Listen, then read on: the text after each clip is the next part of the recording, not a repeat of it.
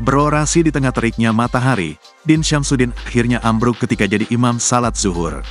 Mantan Ketua Umum PP Muhammadiyah Din Syamsuddin ambruk ketika akan memimpin salat zuhur di kawasan Patung Kuda, Jalan Medan Merdeka Barat, Gambir, Jakarta Pusat pada Senin, tanggal 22 April tahun 2024.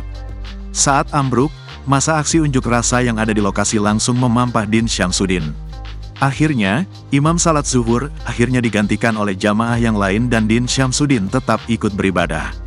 Namun, Din Syamsuddin langsung melaksanakan salat zuhur duduk karena tidak kuat berdiri usai panas-panasan orasi. Sampai salat selesai, Din Syamsuddin dipastikan dalam kondisi baik-baik saja tidak sampai pingsan. Sebelumnya, Din Syamsuddin hadir dalam aksi unjuk rasa pendukung Anies Muhaimin dan Ganjar Mahfud di kawasan Patung Kuda, Gambir, Jakarta Pusat pada Senin, tanggal 22 April tahun 2024. Aksi unjuk rasa itu untuk mengawal sidang putusan gugatan Pilpres di Mahkamah Konstitusi, MK.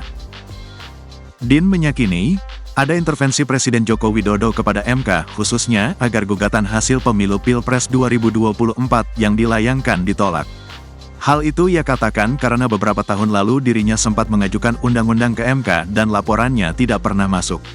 Ia menduga ada campur tangan dari Jokowi atas keinginan dirinya membuat UU yang tidak pernah tersampaikan di MK.